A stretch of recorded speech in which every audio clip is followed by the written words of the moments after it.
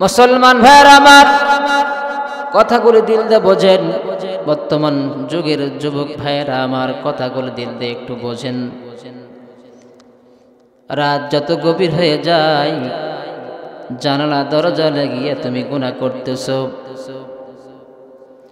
তুমি গুনাহ করতেছো, তুমি মনে করতেছো পৃথিবীর কেউ জানে না।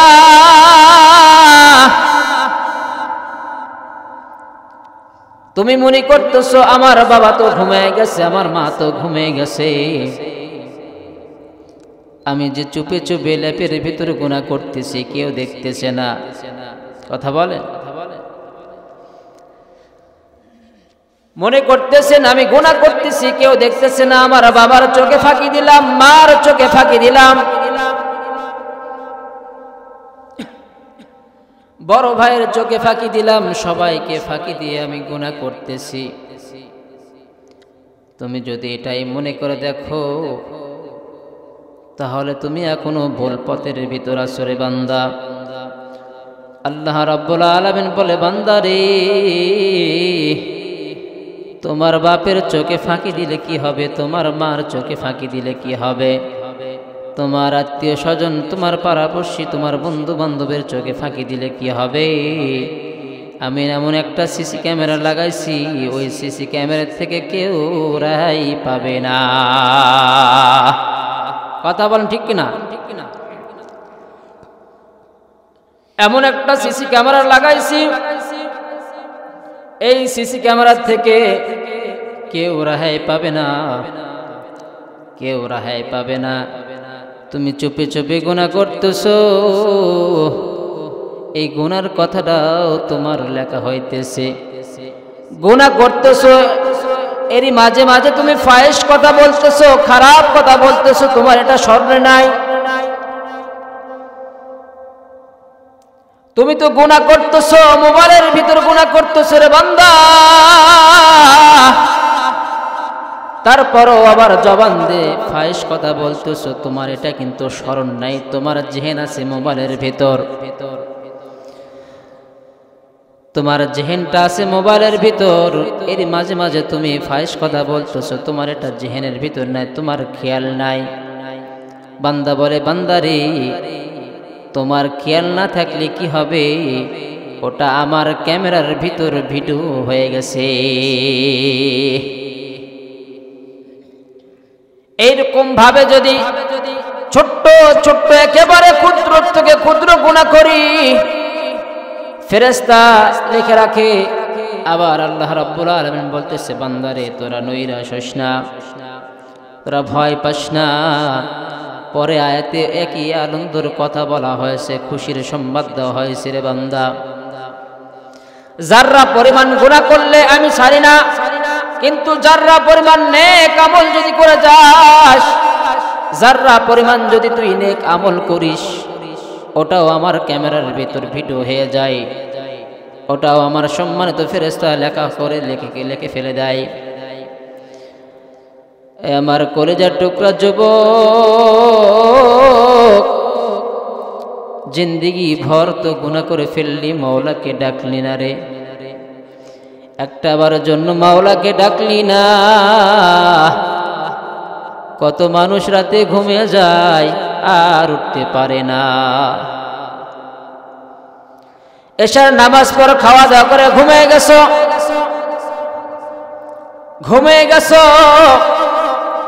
ফজরের দিকে তোমার একসাথে তোমরা দুই ভাই ঘুমিয়ে গেছো, একজন উঠতেছে আরেকজন উঠতেছে না, ভাইকে বারবার ধাক্কা দিচ্ছ, ভাই ওঠো ওঠো, ফজর আজান হয়ে গেছে, ওঠো।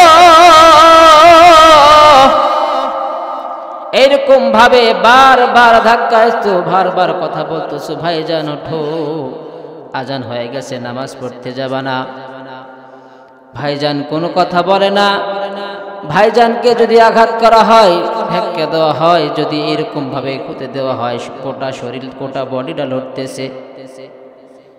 এই মুসলমান ভাইরা আমার, কলেজার টুকরা যুবক, কিসের এত অহংকার, কিসের এত বড়াই তুমি দুনিয়ার বুকে করো?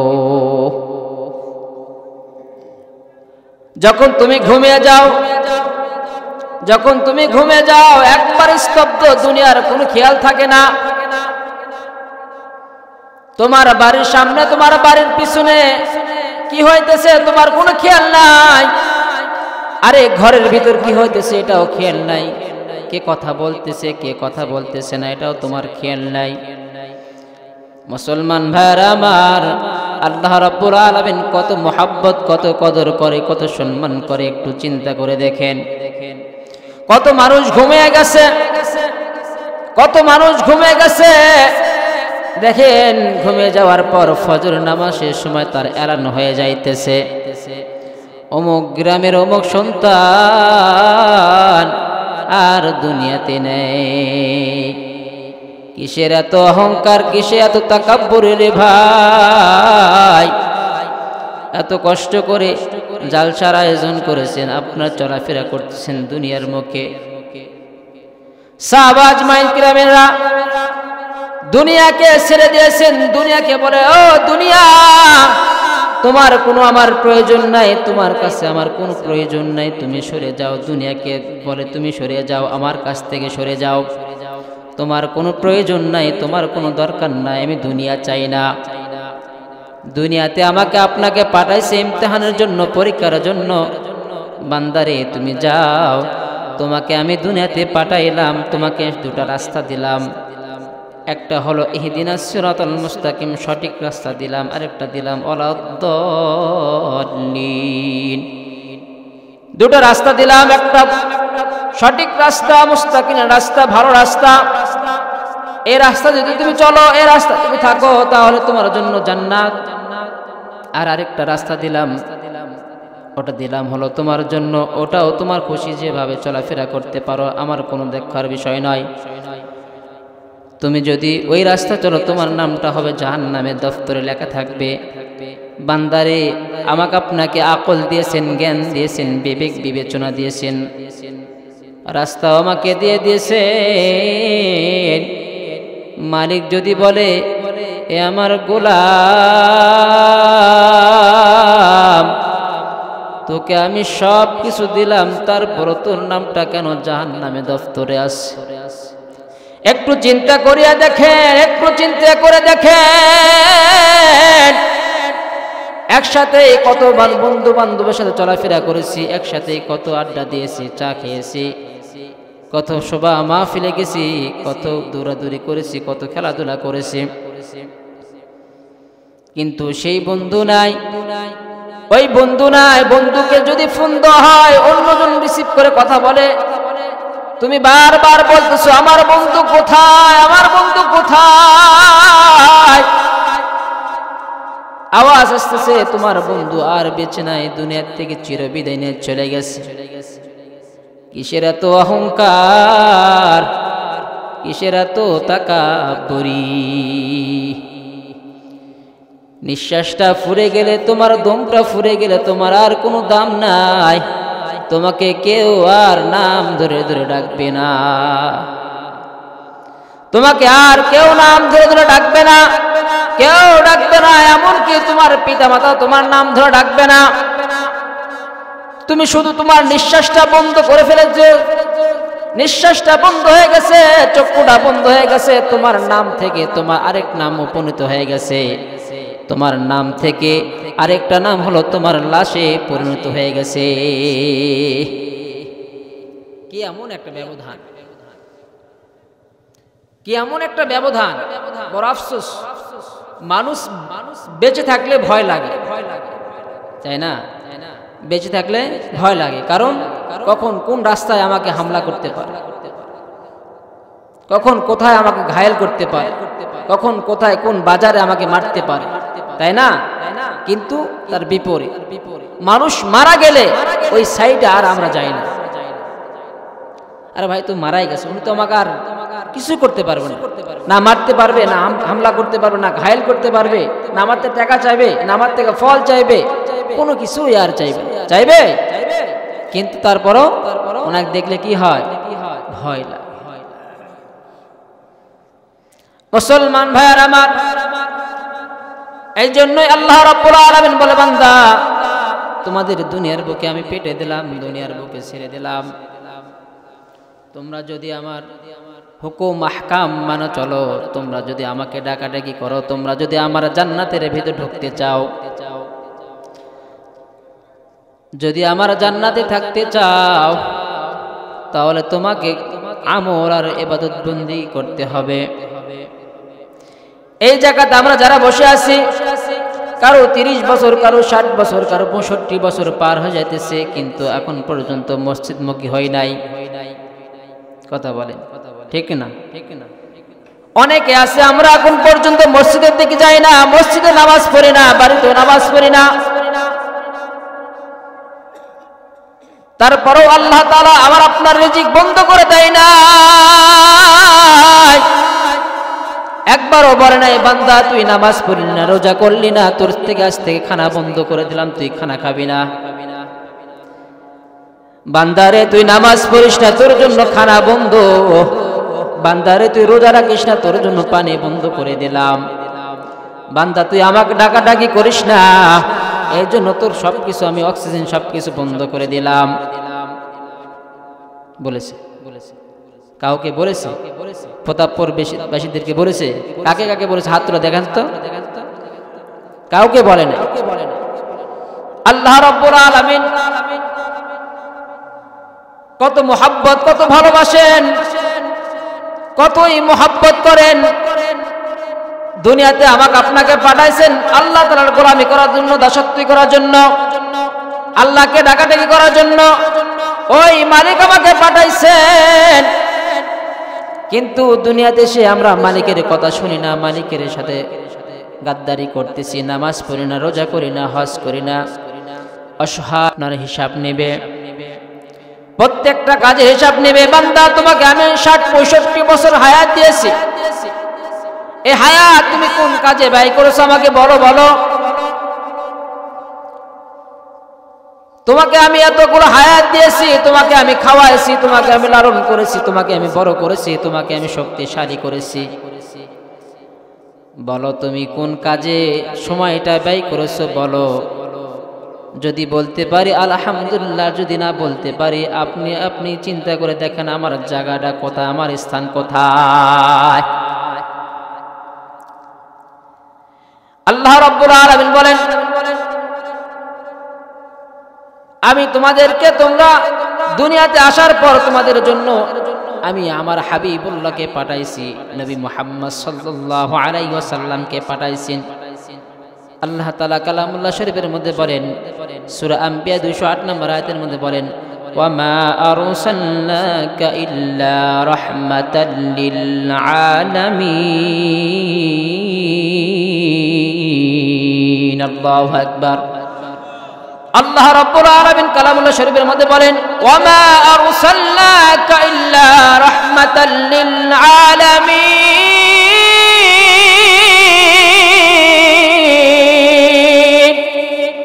আল্লাহ রাব্বুল আলামিন বলে বান্দা আমি দুনিয়ার বুকে আমি রহমত হিসাবে আমার হাবিবুল্লাহকে, আমার দোস্তকে পাঠিয়ে দিলাম। আমি দুনিয়ার বুকে, দুনিয়ার জায়গাতে, দুনিয়ার ভিতর যতগুলো আমার বান্দা বান্দি আছে, যারা কোন পথে চলবে, কি করবে, কি খাওয়া দাওয়া করবে, কোনটা হক আর কোনটা বাতিল, সেটা যাচাই বাছাই করার জন্য আমি একটা তোমাদের রাহবার পাঠিয়ে দিলাম। মুসলমান ভাইয়ের আমার, আল্লাহ রাসূল সাল্লাল্লাহু আলাইহি ওয়াসাল্লাম 63 বছর জিন্দেগিতে এই পর্যন্ত যতদিন দুনিয়া থাকবে, এই দুনিয়া থাকা পর্যন্ত আমাদের সব কিছু শিখাই দিয়ে গেছেন। কথা বলেন ঠিক কিনা? কত হিন্দু, কত কাফের মুশরিক ইহুদিরা নামাজ কি জিনিস, কোরআন কি জিনিস, আল্লাহ কি জিনিস, রাসূল কি জিনিস যাচাই বাছাই করতে করতে পায় না। জাহান্নামটা কি রকম, জান্নাতটা কি রকম, ফুলসিরাত মিজান হাসর কি রকম যাচাই বাছাই করে, কিন্তু পায় না। মুসলমান ভাইয়েরা আমার শান্তি খুঁজে পায় না, শান্তি খুঁজে পায় না।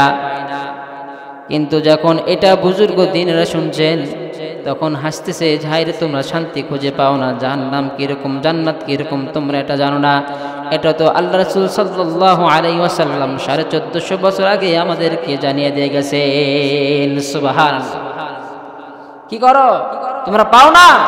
এটা আল্লাহ রাসূল সাল্লাল্লাহু আলাইহি ওয়াসাল্লাম 1450 বছর আগে আমাদেরকে বাতলিয়ে দিয়ে গেছে, বলে দিয়ে গেছেন। কত ইতিহাস ঘাটে ঘাটে দেখেন, কত হিন্দু, বড় বড় হিন্দুরা, কত আকলমান জ্ঞানীওয়ালারা কোরআনকে রিসার্চ করতে করতে তারা মুসলমানে পরিণত হয়ে গেছে, মুসলমান কালেমা গ্রহণ করেছে। আমি আপনি মুসলমান হওয়ার পর কোরআন চিনি না, আমি আপনি মুসলমান হওয়ার পর রাসূলকে চিনি না, আমি আপনি মুসলমান হওয়ার পর ইসলাম কি জিনিস, ইসলামটা আমরা জানি না, পরিপূর্ণ ইসলামের নামটাও জানি না। আমি আপনি মুসলমান হওয়ার পর মুসলমান দাবি করি আল কোরআন মানি না, মুসলমান দাবি করি ইসলাম মানি না, মুসলমান দাবি করি নামাজ পড়ি না। আমরা মুসলমান সব জায়গায় মুসলমান দাবি করি, ইসলামের কোনো কাজ করি না। মুসলমান ভাইরা আমার, যেটাকে দাবি করতে হয় ওটাকে মানতে হয়। তুমি বলতেছো আমি জমি পাবো, এই জমি আমি পাবো, এই জমি আমার দাদার, এটা আমাকে দিয়ে গেছে, আমাকে দলিল করে দিয়ে গেছে। আরেকজন বলতেছে না না এটা আমার জমি। তুমি এই জমিকে পাওয়ার জন্য কত দূর পর্যন্ত তুমি ঘুরতেছো, এই উকিল ওই উকিলকে ধরতেছো, এই কোর্ট কাছারে যাইতেছো, কারণ তুমি জমির জন্য। মুসলমান ভাইরা আমার, আল্লাহ তাআলা বলেন বান্দারে তোকে আমি দুনিয়ার বুকে পাঠাইলাম এই জন্যই, তোকে জান্নাতে জাহান্নাম চেনার জন্য, যাচাই বাছাই করার জন্য। তোমাকে আমি দুনিয়াতে পাঠাইলাম একটাই কারণে, আমি চাইলে জান্নাত দিতে পারি, কিন্তু আমি দিব না। যে আমার বান্দা কতটুকু দুনিয়াতে যাওয়ার পর আমাকে স্মরণ করে না, দুনিয়াকে স্মরণ করে, এটা যাচাই বাছাই করার জন্য দুনিয়াতে পাঠাইছেন। মুসলমান ভাইরা আমার, এ আখির নবীর উম্মত, এই স্টেজের ভিতরে মাহফিলের ভিতরে বসেছেন আপনারা, ভাগ্যবান আপনারা। মনে করতেছেন যে এই সময় থাকলে আমরা ঘোরাফেরা করতাম, কত বন্ধু বান্ধবের সাথে আড্ডা দিতাম। কাল কিয়ামতের ময়দানে ওই রকম যাররা পরিমাণ আল্লাহ রাব্বুল আলামিন ডেকে ডেকে বলবেন আমার আপনার নাম জাহান্নামে দপ্তরে লেখা হয়ে গেছে। কিন্তু আল্লাহ রাব্বুল আলামিন দেখবে যে এই বান্দার কি গুনাহ আছে আর কি সওয়াব আছে, এটা যাচাই বাছাই করবে। করতে করতে দেখেন যে একদিনে ৬০-৭০ বছরের জীবন জিন্দেগিতে একদিন একটা মাহফিলে বসেছিলেন, কথাবার্তা শুনেছিলেন, কোরআন হাদিসের কথাবার্তা শুনেছিলেন। এরকম আল্লাহ রাব্বুল আলামিন যাচাই বাছাই করে দেখবেন। দেখতে দেখতে দেখতে দেখতে দেখতে দেখেন যে এই বান্দাটা অমুক গ্রামের প্রতাপপুর এক গ্রামে সেই জালসা শুনেছেন, কোরআনের কথা শুনেছেন, হাদিসের কথা শুনেছেন, নবী মুহাম্মদ সাল্লাল্লাহু আলাইহি ওয়াসাল্লামের কথা শুনেছেন। এই শোনার কারণে আল্লাহ রাব্বুল আলামিন ফেরেশতাদের ডেকে ডেকে বলবেন, ও ফেরেশতারা, এর তো জিন্দেগি ভর গুনার গুনাহ, আর হাতের গুনাহ, আর পায়ের গুনাহ, আর চোখের গুনাহ, আর জিহ্বার গুনার গুনাহ। জিন্দেগিতে গুনাহ করেছে, গুনাহকেই প্রাধান্য দিয়েছে, কিন্তু এই গুনার ভিতরে একটা ছোট্ট একটা নেকি দেখতে পাইতেছি। সেই নেকিটা হলো কি? সে আল্লাহ তাআলা ডেকে ডেকে বলবেন, এই নেকিটা হলো ওই কোন শীতের ভিতর প্রতাপপুর গ্রামের ভিতর মাহফিলে বসেছিলেন, কোরআনের কথা শুনেছেন, তোমার হাবিবুল্লাহর দুস্তর কথা শুনেছিলেন। এই শোনার কারণে আল্লাহ রাব্বুল আলামিন বলতেছেন, ও ফেরেশতারা রে, আমার বান্দা একদিন হলো কোরআনের কথা শুনেছে, আমার কথা শুনেছে, ওই সমস্ত গুনাহ খাতাগুলি মাফ করে দিয়া, জাহান্নাম থেকে মুক্তি করে দিয়া তাকে জান্নাতের ভিতরে দাখিল করে দে। পারেন আল্লাহ? আল্লাহ চাইলে সব কিছু পারে। আল্লাহ তাআলা চায় বান্দার ওসিলা খোঁজার জন্য। আল্লাহ চায় যে বান্দা কখন কোন সময় নেক আমল করেছে এটা চায়, কিন্তু আমি আপনি চাই কখন কোন সময় গুনাহ করা যায়, কখন কোন সময় কোন রাতে গুনাহ করা যায়, কোন রাতে আমরা গরু চুরি করা যায়। মুসলমান ভাইরা আমার, আল্লাহ রাব্বুল আলামিন সব জানেন, তুমি কোথায় কোন জায়গায় কি কাজ করতেছো সব কেউ জানে। আল্লাহ রাব্বুল আলামিন দুনিয়াতে পাঠাইছেন, দুনিয়াতে পাঠার পর যদি আমরা ইবাদত বন্দি করার জন্য পাঠাইছেন, কিন্তু আমরা ইবাদত বন্দি করতেছি না, আল্লাহকে ডাকাডাকি করতেছি না, হুকুম আহকাম করতেছি না। কোরআন তেলাওয়াত করি না, নামাজ পড়ি না, রোজা করি না, হজ জাকাত করি না, জিকির আজকার করি না, এরপরও আল্লাহ তাআলা আমাকে আপনাকে রিজিকের ব্যবস্থা করে দিয়েছেন। রিজিক কখনো বন্ধ করে দেয় নাই, কখনো রিজিক বন্ধ করে দেয় নাই। আল্লাহ রাব্বুল আলামিন বলতেছেন, বান্দা তুমি হাজার হাজার অগণিত গুনাহ করে ফেলেছো, তুমি নৈরাশ হইও না, নৈরাশ হইও না, কখনোই নৈরাশ হইও না। তোমার গুনাহ যা করেছো, তোমার গুনার দরজা থেকে, গুনার পাল্লা থেকে আমার পাল্লা হাজার হাজার অগণিত বড়। আল্লাহ রাব্বুল আলামিন কত আমাদের সুযোগ দিয়েছে, কত আমাদের ছাড় দিয়েছে, কত ছাড় দিয়েছে। আমরা এত গুনাহ করতেছি, রাতে দিনে গুনাহ করতেছি, তারপরেও আল্লাহ তাআলা আমাদেরকে হেফাজত করেছে। অন্য অন্য নবীদের জামানার যুগে যারা গুনাহ করতেছিল, তাদের কপালে লেখা থাকতো ইনি গুনাহগার, গুনাহ থাকতো, আসামি ভাবে সামনে থাকতো। কিন্তু আল্লাহ রাসূল সাল্লাল্লাহু আলাইহি সাল্লাম এটা আল্লাহ তাআলার কাছে দোয়া করলেন, মালিকের কাছে দোয়া করলেন যে আমার উম্মতরা বড় দুর্বল, এরা গুনাহকে প্রাধান্য দেয়, গুনাহ বেশি করবে। আল্লাহ তুমি এটাকে যে গুনাহ করবে, যে ইবাদত বন্দেগী করবে, এটা কপালে তুমি লিখে দাও না। যদি কপালে লেখা থাকতো আমরা এই জায়গায় বসে পারতাম। হাজারো মানুষ, প্রত্যেকটা মানুষ গুনাহ করতেছে, জানি যেটা গুনাহ, এটা মিথ্যা, মিথ্যা কথা বলা যে হারাম, জানার পরও মিথ্যা সাক্ষী দিতেছি, জানার পরও মিথ্যা সাক্ষী দিতেছি, মিথ্যা কথা বলতেছি। আমাদের জিহ্বাটা থাকবে সবসময় জিকির আজগারের জন্য, সবসময় জিকির আজগার করার জন্য, জিকির করবে জিহ্বাটাও। কিন্তু এই জিহ্বাটা মিথ্যা সাক্ষী দিতে দিতে আমাদের জিহ্বাটা মিথ্যায় পরিণত করে ফেলে দিয়েছে। মুহতারাম হাজিরিন, আল্লাহ রাব্বুল আলামিন কাল কিয়ামতের ময়দানে প্রত্যেকটা মানুষকে ধরবে। লিমানিল মুলকুল ইয়াউম লিল্লাহি ওয়াহিদিল কাহ্হার। কাল কিয়ামতের ময়দানে আল্লাহ রাব্বুল আলামিন বড় ভয়ঙ্কর চেয়ারে না দাঁড়াইবেন, বড়ই ভয়ঙ্কর চেয়ারে না দাঁড়াইবেন, রাগান্বিত চেয়ারে নিয়ে দাঁড়াইবেন, বলবে আজ বিচার করবে কে, বিচার করনেওয়ালাকে। লিমানিল মুলকুল ইয়াউম লিল্লাহি ওয়াহিদিল কাহ্হার।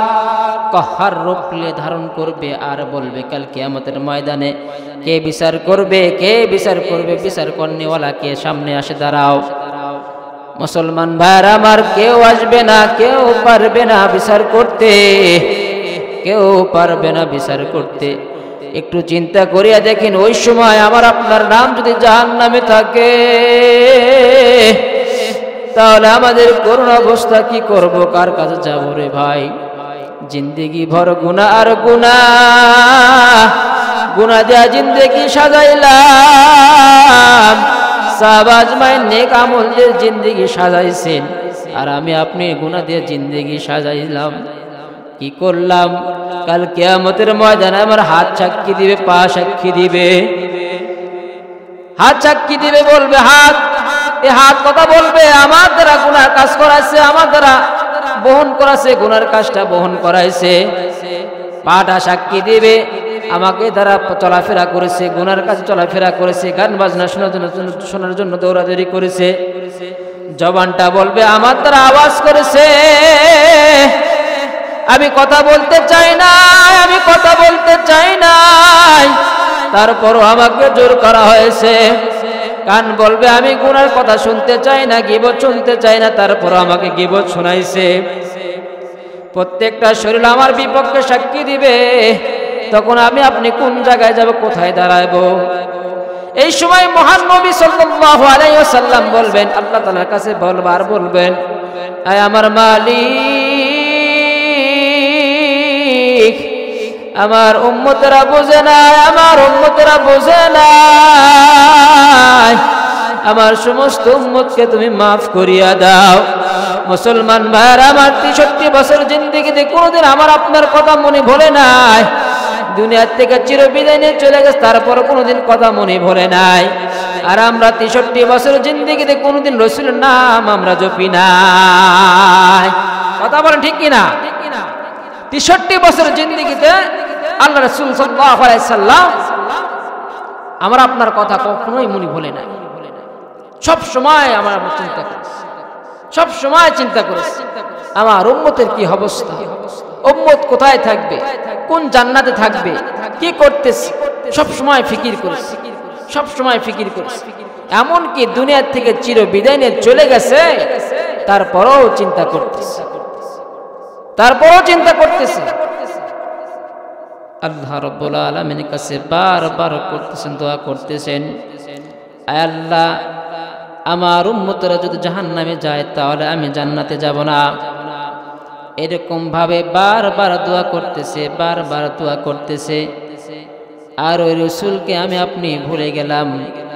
দুনিয়ার পিছে এতটা দৌড়াদৌড়ি করতেছি, দুনিয়ার পিছে এতটাই দৌড়াদৌড়ি করতেছি, রাসূলের নাম লওয়ার সময় আমরা পাই না। দুনিয়াটাকে এত সুন্দর করে সাজাইছি, এত সুন্দর করে সাজাইছি যে আখিরাতের কথা মনে ভুলে গেছি। কথা বলেন। আমার এক শিক্ষক বলতেছিলেন, দুনিয়াটা তোমরা যতই ভাবে সাজাও না কেন, যতই সুন্দর করে সাজাও না কেন, ভাড়াটিয়া বাড়িওয়ালা চেনেন তো? ভাড়াটিয়া, আল্লাহু আকবার। যদি ভাড়াটিয়া, যদি আমরা উঠলাম একটা বাড়িতে, উঠলাম, ফ্ল্যাট নিলাম, সুন্দর করলাম বাড়িটা, খুব সুন্দর করে বাড়ি সাজাইলাম, খুব সুন্দর করে, যেখানে যা লাগে সেটাই আমরা দিয়েছি, ফুল টুল ইত্যাদি বিভিন্ন কিছু দিয়ে বাড়িটা খুব সুন্দর করে সাজাইলাম। সাজানোর পর এখন বিছানায় যা ঘুমাবো, রেস্ট নিব, আরাম করব, ওই মুহূর্তে আসা বাড়ির মালিক বলতেছে, তোমাকে ভাড়া দেওয়া হবে না। কথা বলেন, তোমাকে ভাড়া দেওয়া হবে না, তুমি এই মুহূর্তে এই সময় আমার বাড়ি ছেড়ে দাও। সাজানোর কোনো দাম আছে? কথা বলেন, সাজানোর কোনো দাম আছে? কোনো ওই দাম থাকলো না। এই যে এত কষ্ট করলেন, সকাল থেকে সন্ধ্যা পর্যন্ত কষ্ট করলেন, এই কষ্টটাই ব্যথা। তেমনই ভাবে দুনিয়া তুমি যতই সুন্দর করে সাজাও না কেন, যতই সুন্দর করে সাজাও না কেন, যতই গুনাহ করো, সন্তান আদির জন্য এখান থেকে চুরি করে, ওখান থেকে চুরি করে, যেভাবে হোক না কেন ধন সম্পদ তুমি করে দিয়েছো, মৃত্যুর স্বাদ আস্বাদন করা মাত্রই তোমার ওই সন্তান কি করবে? বাড়ির থেকে, তোমার ঘর থেকে টেনে হিসড়ে বের করে তাড়াতাড়ি বলবে, তাড়াতাড়ি আমার বাবাকে দাফনের ব্যবস্থা করে দাও। কথা বলে, আর কখনো রাখবে না। এত কষ্ট করে বাড়ি ঘর করেছো, এত কষ্ট করে বাড়ি ঘর সন্তানদেরকে করে দিয়েছো, ওই সন্তান যখন মৃত্যুবরণ করবা, ওই সন্তান তোমার পা ধরে ধরে শিশ্রে বের করে দিবে, আর কখনো রাখবে না। 10টা মিনিট, 1 ঘন্টা আর রাখবে না। তখন বলবে তাড়াতাড়ি তোমরা কি করো, দাফনের ব্যবস্থা করো, গোসল সারাই দাও। বাঁশ কাটতে যাবে একজন, কাপড় নিতে যাবে একজন। কাপড় আবার আজীব একটা জিনিস, কাফনের কাপড় আজীব একটা জিনিস। কথাগুলো বোঝেন, কাপড়ের কাপড় আজীব একটা জিনিস। যে ব্যক্তি সেলাই করে সে ব্যবহার করে না, যে ব্যক্তি কিনে নিয়ে আসে সে ব্যবহার করে না, যে ব্যক্তি ব্যবহার করে সে নিজে জানে না যে আমি কোথায় থেকে কাপড় নিয়ে আসলো, কে নিয়ে আসলো, কে সেলাই করলো, সে নিজেও জানে না। কথা বলে, আজীব একটা জিনিস। যে ব্যক্তি কাপড় কিনে নিয়ে আসলো সে ব্যক্তি পরে, যে ব্যক্তি সেলাই করে সে ব্যক্তি পরে। এমন একটা ব্যক্তি পরেছে কাপড়, সে ব্যক্তি নিজেও জানে না যে আমি কি পরলাম, কোথায় থেকে আসলো, কে সেলাই করলো, কে নিয়ে আসলো, কেউ জানে না। মুহতারাম হাজিরিন, এইজন্য মৃত্যুর স্বাদ আস্বাদন করতে হবে। এই জন্য আল্লাহ রাব্বুল আলামিন বলেন, বান্দা তোমরা যাররা পরিমাণ হলো কি করো, নেক আমল করো। যাররা পরিমাণ হলো তোমরা নেক আমল করো। তোমরা সারা দিন গুনাহ করে ফেলেছো, সারাটা দিন গুনাহ করছো, সকাল থেকে সন্ধ্যা পর্যন্ত গুনাহ করেছো। মুসলমান ভাইরা আমার, সব সময় গুনাহ করেছো, কিন্তু ঘুমানোর সময় একটু হলো, 1 মিনিট হলো আমাকে স্মরণ করো। বান্দা তুমি যদি আমাকে স্মরণ করো, তুমি যদি আমাকে ঘুমান্ত অবস্থায় স্মরণ করো, যে অবস্থায় তুমি আমাকে স্মরণ করো, আমি তোমার সাথেই আছি। সুবহানাল্লাহ। কাজ কর্ম যখন তুমি যেখানে যে কাজ কর্ম করবা, তখন আমাকে ডাকবা। তোমরা যদি আমাকে দিনের ভিতরে একবার ডাকো, ফাযকুরুনি আযকুরুকুম ওয়াশকুরুনি ওয়ালা তাকফুরুন।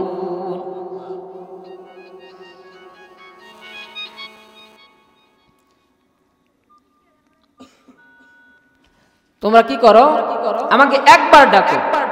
সূরা বাকারা 2 নম্বর পারা 6 নম্বর আয়াত, 2 নম্বর পৃষ্ঠা 6 নম্বর আয়াত বলে, ফাযকুরুনি আযকুরুকুম ওয়াশকুরুলি ওয়ালা তাকফুরুন।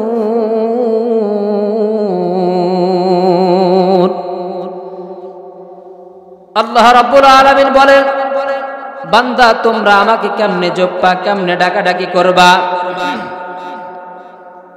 কিভাবে ডাকাডাকি করবা সেই পদ্ধতি আমি দেখিয়ে দিলাম। তোমরা আমাকে চুপি চুপি ডাকো, তোমরা আমাকে মসজিদের ভিতর, ঘরের ভিতর ডাকো, যেই জায়গায় ডাকো না কেন, তোমরা যদি দিনের বার যদি একবার আমাকে স্মরণ করো, একবার যদি স্মরণ করো, আমি তোমাদেরকে দিনের 10,000 বার স্মরণ করব। একবার যদি আমাকে স্মরণ করো, একবার যদি কালেমা পড়ো, একবার যদি সুবহানাল্লাহ বলো, একবার যদি আলহামদুলিল্লাহ বলো, যদি এরকম ভাবে আমাকে যদি একবার ডাকো, আমি তোমাদেরকে 10,000 বার 10 বার ডাকবো আমি তোমাদেরকে। মুসলমান ভাইয়েরা আমার, আমরা দুনিয়ার বুকে আসার পর এতটাই ব্যস্ততা হয়ে গেছি, মালিককে ভুলে গেছি, মালিককে ডাকাডাকি করি না। ওই মালিক বলতেছে, বান্দারে তোকে আমি দুনিয়াতে পাঠাইলাম, দুনিয়ার বুকে আমি পাঠাইলাম, দুনিয়াতে তোকে ছেড়ে দিলাম, দুনিয়াতে তোর যা যা প্রয়োজন সবকিছু আমি দিয়ে দিলাম, তোর যা যা প্রয়োজন, তোর যেটা যেটা লাগবে সবকিছু দিয়ে দিলাম। বান্দা তুই আমার দিকে মুখাফিক্ষি হ, আমাকে ডাকাডাকি কর, তোর যা যা প্রয়োজন আমি সব কিছু, তোর প্রয়োজন হাজতগুলো আমি মিটে দিব। যদি আমি মানুষকে যদি বারবার ডাকাডাকি করি, একটা বন্ধুকে যদি বারবার যদি বলি, বন্ধু আমার টাকা দাও, আমাকে টাকা দাও, ওই বন্ধু 1 দিন 2 দিন 3 দিন 4 দিন 5 দিন যাওয়ার পর বিরক্ত হয়ে যাবে, হয় আর কথা বলবে না, সম্পর্ক নষ্ট করে দেবে। কারণ বারবার টাকা চাইতেছি, বারবার কাজের কথা বলতেছি। আর মালিক বলে, এ আমার বান্দা, তোরা যদি আমাকে না ডাকিস, তোরা যদি আমাকে না স্মরণ করিস, তোরা যদি আমাকে ডাকাডাকি না করিস, আমি বেজার হয়ে যাই। আর যখন তোরা বারবার ডাকিস, কোন কোন শীতের মধ্যে যদি কি করিস, তোরা ঠান্ডা পানি দেউজু বানাইয়া ঘরের কানিতে যায় নামাজ পড়াইয়া আমাকে যখন ডাকাডাকি করিস, আমি ফেরেশতাদের ডেকে ডেকে বলে, ও ফেরেশতারা তোরা শুনে রাখ, দেখে রাখ, আমার বান্দা দেখ সবাই ঘুমিয়ে গেছে, সবাই স্তব্ধ হয়ে গেছে, সবাই ঘুমের ভেতর ব্যস্ত, কিন্তু আমার খাস খাস পাগলারা, আশিকিন জাকিন মুহিব্বিনেরা, আমার খাস বান্দারা দেখ এই কোন কোন শীতের ভিতর, কুয়াশার ভিতর এই ঠান্ডা পানি দিয়ে উজু বানাইয়া আমাকে ডাকতেছে, আমাকে ডাকতেছে, লুকে লুকে ডাকতেছে, লুকে লুকে ডাকতেছে। কাল কিয়ামতের ময়দানে ওই বান্দাকে আমি লুকে লুকে হাজারো হাজারো অগণিত মানুষকে থেকে ডেকে ডেকে নিয়ে এসে আমি তাকে জান্নাতের ভিতরে দাখিল করে দিব।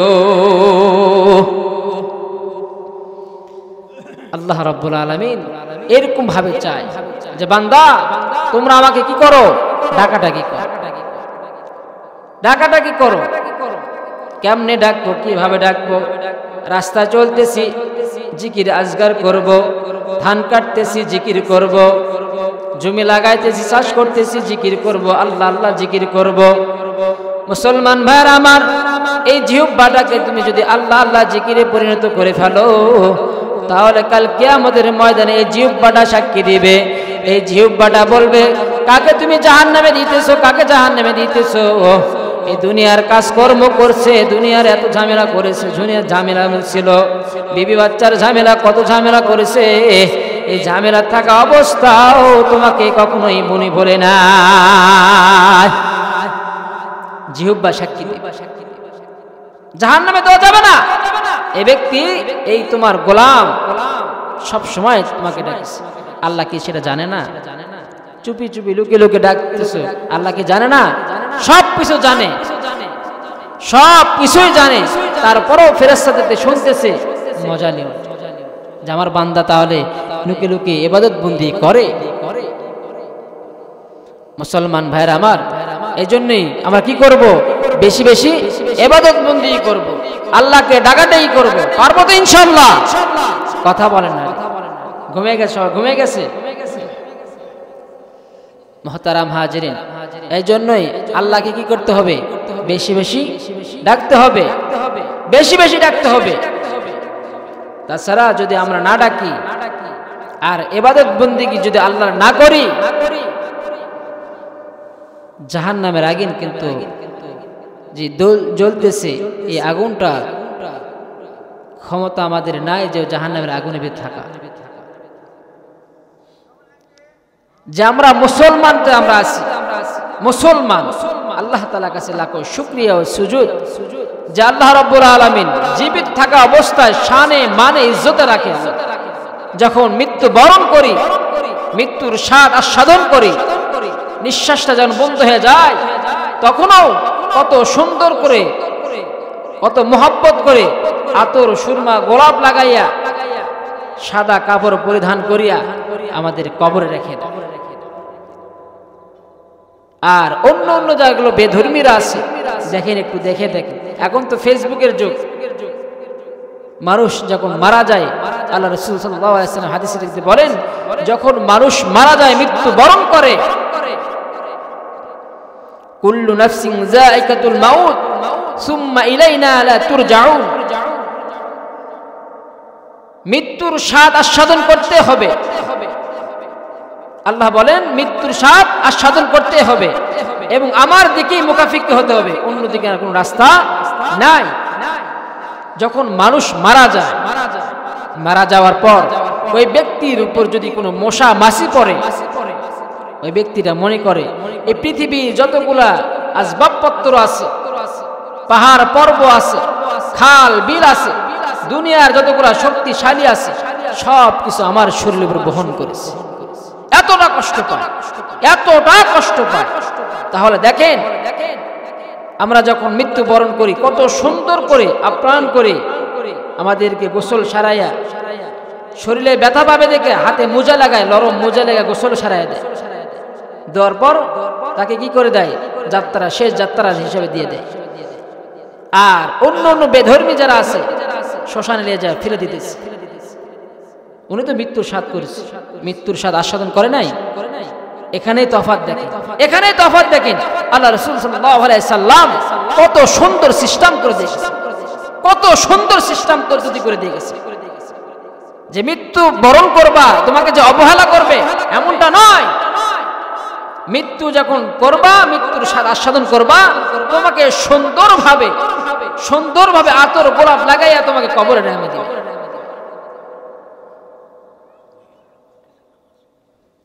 মুসলমান ভাইরা,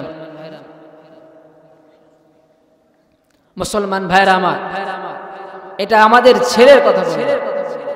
অনেকে মা বোনেরা আছে, একটু চিন্তা করে দেখেন, ও মা একটু চিন্তা করে দেখেন, যে ঘরে, যে গেট দিয়ে তুমি লাল শাড়ি পরে যে গেট দিয়ে তুমি ঢুকেছো, ওই গেট দিয়ে, ওই দরজা দিয়ে, ওই দরজা দিয়ে, ওই বাড়ির থেকে তুমি সাদা কাপড়ের মতন চকলেট বানাইয়া তোমাকে আবার বের করতেছে। আজীব এক মুআমালা। তুমি যে গেট দিয়ে, সুন্দর গেট দিয়ে তুমি কি করছো, লাল কাপড় পরিধান করে স্বামীর ঘরে উঠেছো, আবার ওই ঘর থেকে ওই জানালা ওই দরজা দিয়েই ওই গেট দিয়ে তোমাকে কি করতেছে, সাদা কাপড় পরিধান করে চকলেটের মতন মোড়াইয়া তোমাকে প্যাকেট করিয়া আবার কবরে নিয়ে যেতেছে। মুসলমান ভাইয়েরা আমার, আল্লাহ রাব্বুল আলামিন ডেকে ডেকে বলেন, বান্দা তোমরা যদি মৃত্যুবরণ করো, মৃত্যুর সময় আমাকে যদি স্মরণ করতে চাও, তাহলে তোমাকে বেশি বেশি জিকির আজকার করতে হবে, বেশি বেশি আমাকে স্মরণ করতে হবে, নামাজ পড়তে হবে, রোজা করতে হবে, আল্লাহকে ডাকাডাকি করতে হবে। মুসলমান ভাইরা আমার, আল্লাহর গোলাম, আল্লাহ রাব্বুল আলামিনকে যদি আমরা ডাকি, আল্লাহ রাব্বুল আলামিন আমাদেরকে বারবার ডেকে ডেকে চাই থেকে দেখেন যে কখন কোন সময় বান্দা আমার দিকে চাই আসে, কোন বান্দা কোথায় থেকে আমাকে ডাকতেছে, কিভাবে ডাকতেছে, কোথায় কোন জায়গায় ডাকতেছে, সমস্ত বান্দার দিকে আল্লাহ রাব্বুল আলামিন চেয়ে চেয়ে থাকে দেখেন। মুসলমান ভাইরা আমার, আল্লাহ রাব্বুল আলামিন চাই বান্দা আমাদেরকে বারবার ডাকুক, কিন্তু আমরা এমন অলস, এতটা গুনাহ করছি, মালিককে ডাকার সময় পাই না, মালিককে ডাকার সময় পাই না। মুসলমান ভাইরা আমার, সকালে ফজর নামাজ না পড়িয়া ডক্টরের কথা যতটা প্রাধান্যটা দিই আমরা, ডক্টর বলেছে ফজর আজানের আগে তোমার উঠতে হবে, ওটা তোমাকে 1-1.5 ঘন্টা ব্যায়াম করতে হবে, তুমি আজানের আগে উঠে যাও। এর আগে ডক্টর পরামর্শ না দেওয়ার আগে তুমি কখনোই ফজর নামাজ পড়ো নাই, 8টা-9টার দিকে থেকে ঘুমোর থেকে ওঠো নাই। যখন তুমি ডক্টর বলেছে তোমাকে তোমার শরীর যদি সুস্থ রাখতে চাও, তাহলে আজানের 1 ঘন্টা আগে উঠে তোমাকে ব্যায়াম করতে হবে, চলাফেরা করতে হবে, দৌড়াদৌড়ি করতে হবে। আমরা এই শীত হোক আর গরম হোক আর যেটাই হোক না কেন, বৃষ্টি বাদল হোক না কেন, আমরা কি করি, ওই আজানের 1 ঘন্টা আগে উঠে আমরা দৌড়াদৌড়ি করতেছি, ব্যায়াম করতেছি। এটা মানুষের কথাটা কতটা প্রাধান্য দিই,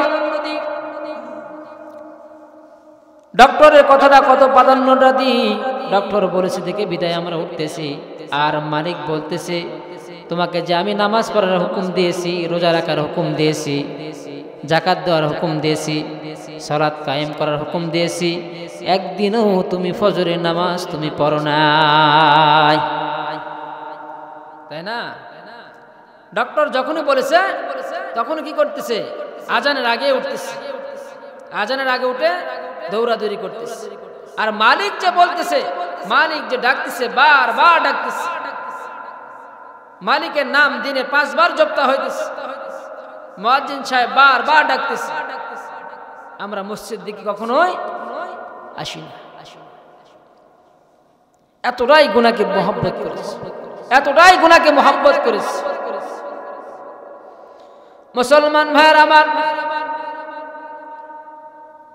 আল্লাহ রাসূল সাল্লাল্লাহু আলাইহি ওয়াসাল্লাম যখন মেরাজে চলে গেলেন, সশরীরে মেরাজে যাওয়ার পর কথাগুলো দিল দিয়ে বোঝেন। মা বোনেরা, তোমরা পর্দার আড়াল থেকে কথাগুলো দিল দিয়ে শোনেন। আল্লাহ রাসূল সাল্লাল্লাহু আলাইহি ওয়াসাল্লাম যখন মেরাজে গেলেন, মেরাজে যাওয়ার পর আল্লাহ রাসূল সাল্লাল্লাহু আলাইহি ওয়াসাল্লাম সব কিছু দেখলেন।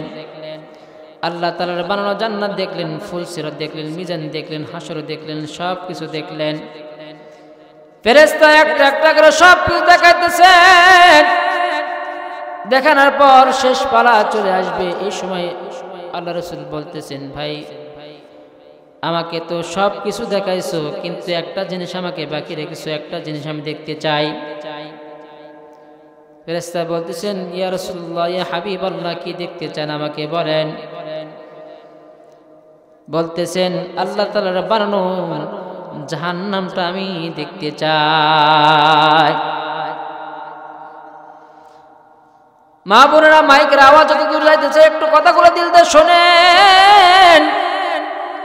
আল্লাহ রাসূল সাল্লাল্লাহু আলাইহি ওয়াসাল্লাম যখন জাহান্নামটা দেখলেন, জাহান্নামটা দেখার পর আল্লাহ রাসূল চোখের পানি আর ধরে রাখতে পারে না। ওখান থেকে আসার পর আল্লাহ রাসূল এমন ভাবে কান্না করে, এমন ভাবে কান্না করে, আল্লাহ রাসূলের মেয়ে ফাতেমাতুল ইনকাজি বলেন, বাবা আপনার কি হয়েছে একটু বলেন। আল্লাহ রাসূল কান্না থামায় না, কান্না থামায় না, আরো চিৎকার করে কান্না করে, আরো চিৎকার করে কান্না করে। রাসূলের মেয়ে বলতেছেন, হয়তোবা আপনার বাবার কথা মনে পড়ে গেছেন, এই জন্য কান্না করতেছেন। রাসূল কান্না থামায় না, কান্না থামায় না। রাসূলের মেয়ে বলতেছেন, হয়তোবা আপনার বাবার কথা, মার কথা মনে পড়ে গেছেন, হয়তোবা দাদার কথা মনে পড়ে গেছেন। তারপরও কান্না থামায় না, চিৎকার করে কান্না করতেছে, বারবার কান্না করতেছে, হাওমাও করে কান্না করতেছে। আল্লাহ রাসূল সাল্লাল্লাহু আলাইহি সাল্লামের মেয়ে বলতেছেন, বাবা আপনি কি জন্য কান্না করতেছেন আমাকে একটু বলেন, কি কারণে কান্না করতেছেন একটু বলেন, কি কারণে কান্না করতেছেন, কি দেখেছেন আপনি আমাকে একটু বলেন। বলতেছেন, মারে আল্লাহ রাব্বুল আলামিন আমাকে মেরাজে নিয়ে গেলেন, সবকিছু আমাকে ঘুরাইয়া ঘুরাইয়া দেখাইলেন। জান্নাত দেখলাম, ফুলসিরাত দেখলাম, মিজান দেখলাম, হাসর দেখলাম, সবকিছু দেখলাম। লাস্টে আসার সময় জাহান্নামটা দেখলাম। জাহান্নামের ভিতর দাও দাও আগুন করে জ্বলতেছে, দাও দাও আগুন জ্বলতেছে। ওর ভিতর দেখলাম হাজার হাজার অগণিত মেয়েরা জাহান্নামের ভিতর লিপিবদ্ধ। আল্লাহ রাসূল সাল্লাল্লাহু আলাইহি সাল্লামকে প্রশ্ন করলেন, ইয়া রাসূলুল্লাহ, ইয়া হাবিবাল্লাহ। ফাতেমাতুল ইনকাজি প্রশ্ন করলেন, বাবা কোন আমলের কারণে মেয়েরা জাহান্নামের ভিতরে আছে, একটু আমাকে খুলে বলেন, একটু আমাকে খুলে বলেন, হয়তো বা ওই গুনার ভিতর কি আমি আছি নাকি, আমাকে একটু বলেন, আমি ওখান থেকে সরে যাব। ও মা একটু কথাগুলো দিল দিয়ে শোনেন, একটু চিন্তা করিয়া দেখেন, দুনিয়ার হায়াত কয়দিন রে মা। যে জায়গা দিয়ে তুমি লাল শাড়ি পরিয়া ঘরের ভিতরে ঢুকছো, ওই ঘর থেকে তোমাকে আবার চকলেটের মতন মোড়াইয়া তোমাকে বের করে কবরে রাখা হবে। একটু চিন্তা করে দেখেন। আল্লাহ রাসূল সাল্লাল্লাহু আলাইহি সাল্লামকে বলতেছেন, মা ফাতেমাতুল ইনকাজি বলতেছেন, বাবা কোন আমলের কারণে, কোন বদ আমলের কারণে জাহান্নামে হয়েছে মেয়েরা বলেন, তার মধ্যে আমি আছি নাকি বলেন। একটু চিন্তা করে দেখেন। মা ফাতেমাতুল ইনকাজি জান্নাতের সরদার, জান্নাতের দরজা খুলে দিবে। সেই ব্যক্তি বলতেছে, কোন আমলের কারণে, কোন বদ আমলের কারণে জাহান্নামের মধ্যে গেছে মেয়েরা, একটু বলেন। আল্লাহ রাসূল সাল্লাল্লাহু আলাইহি সাল্লাম বলতেছেন, এক নম্বর কারণ হলো পিতামাতার অবাধ্য ছিল, পিতামাতার অবাধ্য ছিল, পিতামাতার অবাধ্য ছিল, পিতামাতার কথা শুনে নেই, বাবা মার কথা শুনে নাই, বাবা মার কথা যদি বলেছে ডানে চলো বাঁয়ে চলেছে। দ্বিতীয় নাম্বার হলো তার স্বামীর হুকুম আহকাম মানে নাই, স্বামী যদি একটা বলে 10টা বলে তার মেয়ে। মুসলমান ভাইয়েরা আমার, আল্লাহ রাসূল সাল্লাল্লাহু আলাইহি সাল্লাম বলেন, যদি সিজদা করা যদি অনুমতি থাকতো, আল্লাহ ব্যতীত যদি সিজদা করা যদি অনুমতি থাকতো, তাহলে আমি মেয়েদেরকে বলতাম তোমার স্বামীর পায়ে তুমি কদম পুষি করো। বুঝতে পারছি? এক নম্বর কারণ হলো পিতামাতার কথা শুনে নাই। দ্বিতীয় নাম্বার হলো স্বামীর কথা শুনে না, স্বামীর কথা মানে না, স্বামীকে কথা যদি একটা বলে 10টা কথা শুনে দেয়, স্বামীর সাথে তর্ক বিতর্ক করে। চতুর্থ নাম্বার হলো হাতে কি যেন লাগায়, এগুলো নীল পালিশ লাগায়, হাতে নীল পালিশ লাগায়। 5 নম্বর হলো চুলটা ছোট ছোট ছিল। 6 নম্বর তার চেহারাটা ফ্যাকাশে, চেহারাটা পরপুরুষদের দেখাইছেন। এই কারণেই তারা জাহান্নামের মধ্যে চলতেছে। আল্লাহ রাসূল সাল্লাল্লাহু আলাইহি সাল্লাম দেখে আসার পর কান্না থামায় না। একটু চিন্তা করে দেখেন, যেগুলো 6টা জিনিস বলেছেন, এই 6টা জিনিস আমার আপনার ভিতর আছে কিনা একটু চিন্তা করে দেখেন। আছে? মা বোনদের ভিতরে এটা আছে? নাই মনে হয়। যদি থাকে তাহলে একটু চিন্তা করে দেখেন, নিজের নফসকে বলেন, নিজের মনকে বলেন, ওরে মন, যদি আমি এই 6টা গুণের ভিতর থাকি তাহলে আমার থাকার জায়গা কোথায়, আমার থাকার স্থান কোথায়? আমি তো প্রত্যেকটা দিন স্বামীর সাথে ঝগড়া করি, প্রত্যেকটা দিন স্বামীকে গালিগালাজ করি, আমি বাবা মার কথা শুনি না, আমার বাবা মার কথা শুনি না, আমি সবসময় চেহারাতে মেকআপ শেকআপ করে আমি পর পুরুষদেরকে দেখাইতেছি। এটা কত বড় গুনাহ, কত বড় গুনাহ! যদি তুমি দেখতে পারতে যে কত বড় গুনাহ করেছি, কত বড় গুনাহ করেছি, দেখতে যদি পারতে কখনো এগুলো গুনাহ আর করতে না। মুসলমান ভাইরা আমার, আল্লাহর গোলাম, এই জন্য এখনো সময় আছে। আমাদের আল্লাহ রাব্বুল আলামিন সময় দিয়েছেন, বান্দা তোমাকে আমি সময় দিলাম, সবকিছু সময় দিলাম, আমি সময় দিলাম, এই সময়ের মধ্যে তোমরা ভালো হয়ে যাও, ইসলামের মধ্যে দাখিল হয়ে যাও, পরিপূর্ণ ইসলামের মধ্যে দাখিল হয়ে যাও। সূরা বাকারা 208 নম্বর আয়াতের মধ্যে বলেন, ইয়া আইয়ুহাল্লাযীনা আমানু উদখুলু ফিস-সিলমি কাফা ওয়া লা তাত্তাবিউ খুতুওয়াতিশ শাইতান ইন্নাহু লাকুম আদুউম মুবিন। আল্লাহ রাব্বুল আলামিন ডেকে ডেকে বলতেছেন, ওই সমস্ত মানুষদেরকে ডেকে ডেকে বলতেছেন, পৃথিবীর বুকে কত হাজারো হাজারো মানুষ আছে, তাদের থেকে আলাদা করে পৃথক করে আল্লাহ তাআলা খাস ভাবে, খাস মেহমান হিসাবে ডেকে ডেকে বলতেছেন, হে আমার ইমানদার গণেরা, হে আমার ইমানওয়ালারা, তোমরা পরিপূর্ণ ইসলামের মধ্যে দাখিল হয়ে যাও, পরিপূর্ণ ইসলামের মধ্যে দাখিল হয়ে যাও, পরিপূর্ণ ইসলামের মধ্যে দাখিল হয়ে যাও, এবং শয়তানের ওয়াসওয়াসা থেকে বেঁচে থাকো, আর পরিপূর্ণ মুমিন না হওয়া পর্যন্ত কেউ যেন কবরে না আসে। কি বলেছেন? পরিপূর্ণ মুমিন না হওয়া পর্যন্ত কেউ যেন কবরে না আসে।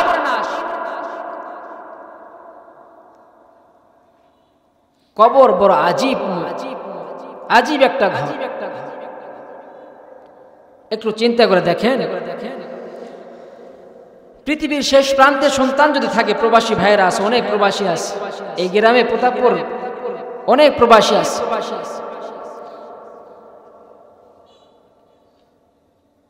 অনেকের পিতা মাতার সাথে ঝগড়া করে চলে গেছে, যায় নাই? অনেকে পিতা মাতার সাথে ঝগড়া করে চলে গেছে, কথা বলে না। একদিন, 2 দিন, 1 বছর, 2 বছর, 1 যুগ, 2 যুগ, 3 যুগ পার হয়ে যায়। তারপর যেখান থেকে হোক না কেন, সন্তান তো পিতামাতা অনেক কষ্ট করে নাম্বারটা জোগাড় করে, ফোন নাম্বার জোগাড় করে কথা বলার জন্য। যেভাবে হোক না কেন নাম্বারটা জোগাড় করা যায় তো?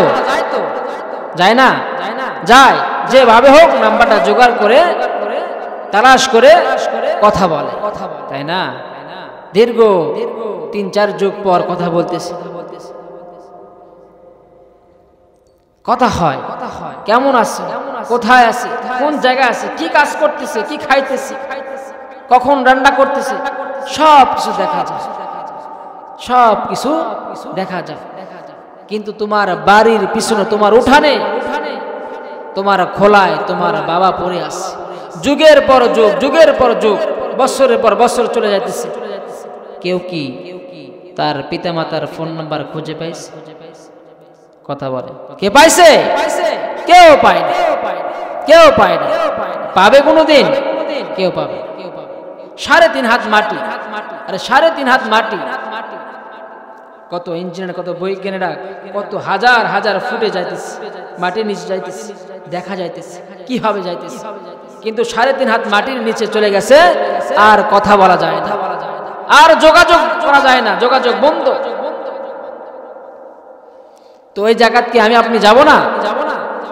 যাব না? কথা বলে না, যাবে না? আপনি যাবে, যখন তখন কি করব? ইবাদত বন্দি। দুয়ারে আইসা সে পালকি দে সাজাইয়া দে তোরা, দুয়ারে আইসা সে পালকি দে সাজাইয়া দি। বড়ই পাতার গরম পানি, বড়ই পাতার গরম পানি, গোসল সাইরা দি।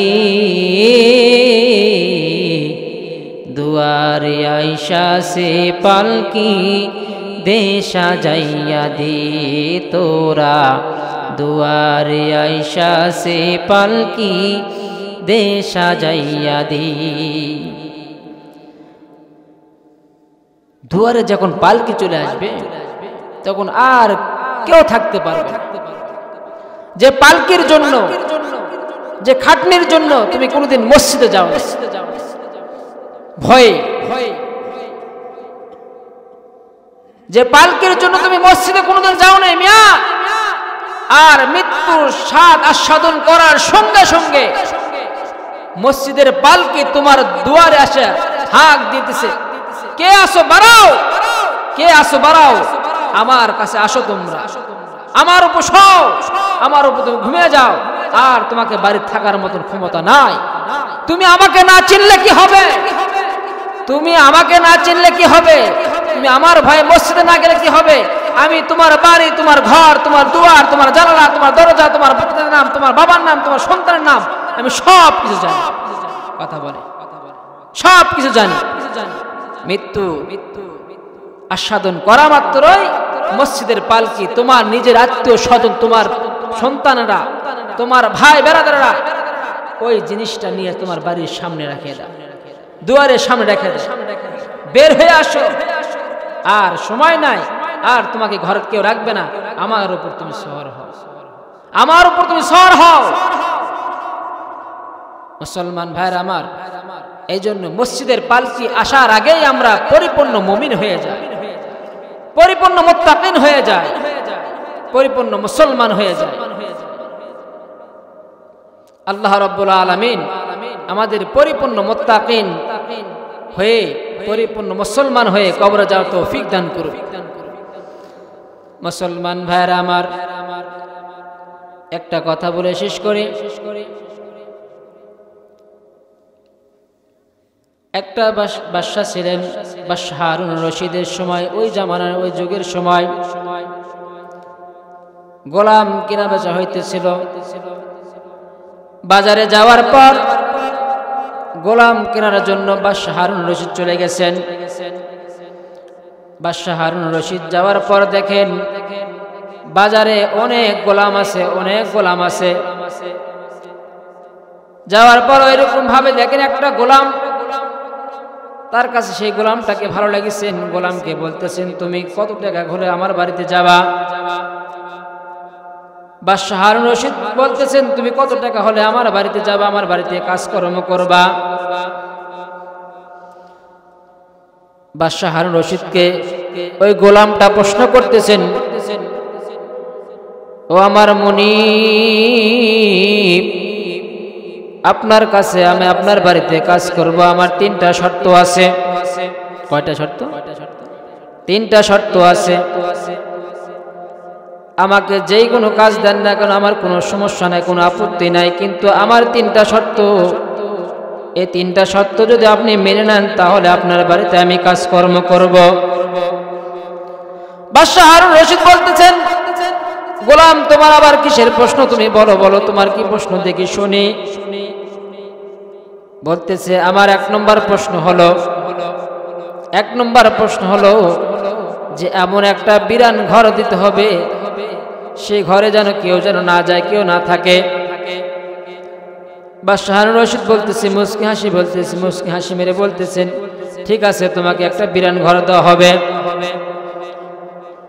দ্বিতীয় নাম্বার প্রশ্ন কি বলো?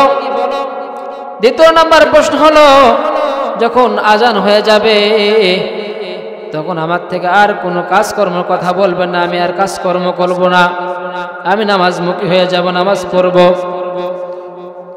বাদশা হারুন রশিদ বলতেছে, ঠিক আছে, কোনো সমস্যা নাই। তিন নম্বর প্রশ্ন কি? তিন নম্বর প্রশ্ন বলো। তিন নম্বর প্রশ্ন হইতেছে, দিনের বেলা কাজকর্ম করে নেবেন, কিন্তু রাতের বেলা আমি কাজকর্ম করব না। দিনের বেলা যতগুলো খুশি আপনারা যেগুলো কাজ করার ইচ্ছা আমাকে করে নেবেন, আমি দিনের বেলা কাজ করতে রাজি আছি। কিন্তু রাতের বেলা আমি কাজকর্ম করব না। রাতের বেলা কাজ করব ওই মালিকের, যে মালিকের মালিক তোমারও সেই মালিক। মুসলমান ভাইরা আমার, বাদশা যখন ওই গোলামকে যখন নিয়ে আসার পর, বাড়িতে আনার পর বলতেছেন, দেখো দেখো এতগুলা ঘর আছে, সুন্দর সুন্দর ঘর আছে, তোমার যেটা মন চায় তুমি সেটা নিয়ে নাও। গোলাম একটা একটা করে দেখতেছেন, দেখে এমন একটা ঘর যে ঘরে কেউ যায় না, ওইদিকে কেউ ফিরে তাকায় না। এমন একটা ঘর, অন্ধকার, কোনো লাইটের ব্যবস্থা নাই, কোনো কিছু নাই, ময়লা দিয়ে আবর্জনা দিয়ে ঘরটা ভরপুর হয়ে আছে। বাদশাকে বলতেছেন, গোলামটা বলতেছেন, রাজা মশাই আমি ওই ঘরটা নিব। বাদশা বলতেছেন, এত সুন্দর ঘর থাকতে, এত সুন্দর সুন্দর ঘর থাকতে তোমার ওই বিরান ঘরটা কেন পছন্দ হলো? ওই ঘরে দুনার ময়লা যতগুলো আবর্জনা সব ওই ঘরের ভিতর আছে। গোলাম বলতেছেন, রাজা সাহেব অন্ধকার ঘর আল্লাহ তাআলার ইবাদত বন্দেগীতে অন্ধকার ঘরটাকে আলোকিত করা যায়। অন্ধকার ঘরটাকে আল্লাহ তাআলার ইবাদত বন্দেগী করার কারণে ওই অন্ধকার আর ঘর থাকে না, আলোয় পরিণত হয়ে যায়। বাদশা তো অবাক হয়ে গেলেন, হায়রে আমি কোন গোলামকে কিনে নিয়ে এসেছি, এতে সময় কাজকর্মের মধ্যে লিপিবদ্ধ হয়ে গেছে। কাজকর্ম যখন করে আজান হয়ে যায় তখন কামটা ফেলে দেয়, নামাজ আদায় করে চলে যায়, আবার কাজকর্ম করে। আবার রাতে যখন মাগরিবে আজান হয়ে যায় আর কাজকর্ম করে না কো।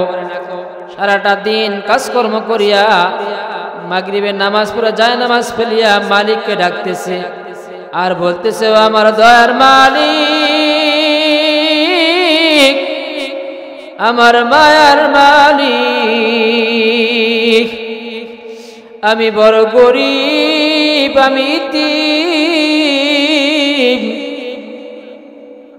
যদি আমি ধনুষ্ট হতাম, বড় লোক হতাম, সব সময় তোমাকে আমি ডাকতাম, কিন্তু আমি গরিব, এই জন্যই দুনিয়ার বাদশার আমি কাজকর্ম করতেছি। ও মালিক তুমি আমাকে মাফ করিয়া দাও।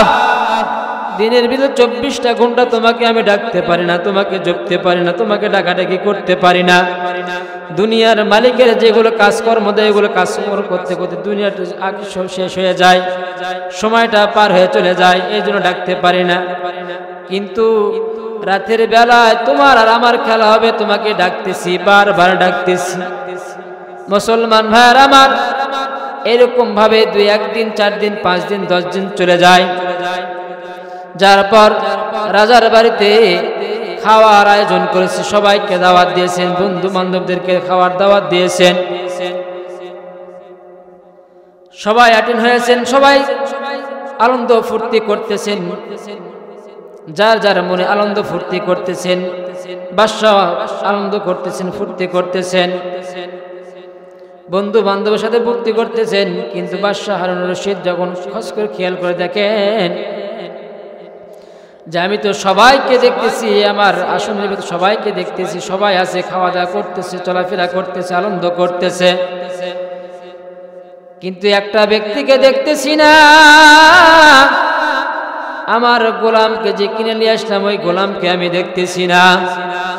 ওই গোলাম কোথায়, কি করতেছে একটু খেয়াল করে দেখি। বাদশা 1 পা 2 পা 3 পা করে যেমন আস্তে আস্তে চলে আসে, আসার পর দেখি ঘরের ভিতর মালিককে ডাকাডাকি করতেছে, বলতেছে, আমার দয়ার মালিক, আমার আল্লাহ, দুনিয়াতে আমি তোমাকে ডাকতে পারি না, দিনের বেলা তোমাকে ডাকতে পারি না, দিনের বেলা কাজকর্মের মধ্যে ব্যস্ত থাকি আমি, এই জন্যই তুমি আমাকে মাফ করিয়া দাও। রাতের বেলায় এই জন্য তোমাকে বারবার ডাকতেছি রে আল্লাহ। এরকম ভাবে যখন রাজা সাহেব দেখেন চলে আসার পর আরেকদিন যাওয়ার পর দেখে ওই রকম অবস্থা, আল্লাহকে ডাকাডাকি করতেছে আর বারবার তার প্রতি মিনতি করে বলতেছেন, ও আমার দয়ার মালিক, আমি যে ইবাদত বন্দি করতেছি, নামাজ পড়তেছি, তোমার কাছে প্রার্থনা করতেছি, দোয়া করতেছি, এটা যেন দুনিয়ার কোনো মানুষ না দেখে, দুনিয়ার কোনো মানুষ যেন না দেখে। দুনিয়ার মানুষকে দেখানোর জন্য আমি ইবাদত বন্দি করতেছি না, দুনিয়ার কোনো মানুষকে দেখানোর জন্য আমি ইবাদত বন্দি করতেছি না, একমাত্র তোমাকে রাজি খুশি করার জন্য, তোমাকে পাওয়ার জন্য আমি ইবাদত বন্দি করতেছি। এরকম ভাবে করার পর বাদশা এরকম 2-3 দিন দেখার পর তার স্ত্রীর সাথে, তার আহলিয়ার সাথে এরকম পরামর্শ করেছে,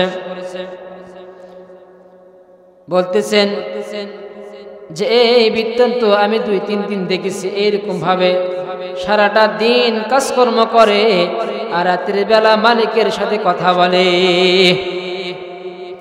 মুসলমান ভাইরা আমার, একটু চিন্তা করে দেখেন, একটু খেয়াল করে দেখেন, একটু খেয়াল করে শোনেন, দেখেন ওই গোলামটা মালিককে বারবার ডাকতেছে, দিনের বেলা কাজকর্ম করতেছে, দিনের বেলা কাজকর্ম করতেছে, রাতের বেলা মালিককে বারবার ডাকতেছে, মালিককে ডাকতেছে, মালিককে বলতেছে, মালিক আমার এই ইবাদত বন্দিগির কথা যেন কেউ না জানে, তুমি জানলেই হবে, মানুষ জানা লাগবে না, মানুষের কোনো ধার ধারি না আমি। আর যদি আমি আজাদ হতাম তাহলে দিনের বেলা তোমাকে ডাকাডাকি করতাম, রাতেও ডাকাডাকি করতাম, কিন্তু আমি অপারক, আমি ক্ষুধার্ত অবস্থা, আমি গরিব, এই জন্য দিনের বেলা কাজকর্ম করি, রাতের বেলা তোমাকে ডাকাডাকি করি। এই কথাটা যখন বাদশার কাছে চলে গেছে, বাদশা তার স্ত্রীর সাথে পরামর্শ করেছে, পরামর্শ করার পর বাদশার আহলিয়া বলতেছে, বাড়িওয়ালা বলতেছে, তাকে আজাদ করে দাও, একেবারে আজাদ করে দাও, মালিককে ডাকাডাকি করো। এরকম 1 দিন 2 দিন 3 দিন 4 দিন 5 দিন যাওয়ার পর তাকে গোলামকে ডাকানো হয়েছে। গোলামকে ডাকাডাকি বলতেছেন, ওর গোলাম, তোমাকে আমি আজ থেকে আজাদ করে দিলাম। তোমাকে কি করলাম? আজাদ করে দিলাম, উন্মুক্ত করে দিলাম, স্বাধীন করে দিলাম, যাও, আর কাজকর্ম করতে হবে না, তুমি মালিককে ডাকাডাকি করো। গোলাম চিৎকার করে বলতেছেন, ও আমার মালিক, আমি তো কোনো দুনিয়ার মানুষকে দেখানোর জন্য তোমার ইবাদত বন্দি করি নাই, কোন মানুষকে দেখানোর জন্য, মানুষ থেকে আহ্বান নেওয়ার জন্য, বাহবা নেওয়ার জন্য আমি ইবাদত বন্দি করি নাই, আমি তো একমাত্র তোমাকে রাজি খুশি করার জন্য লোকে লোকে ইবাদত বন্দি করেছি।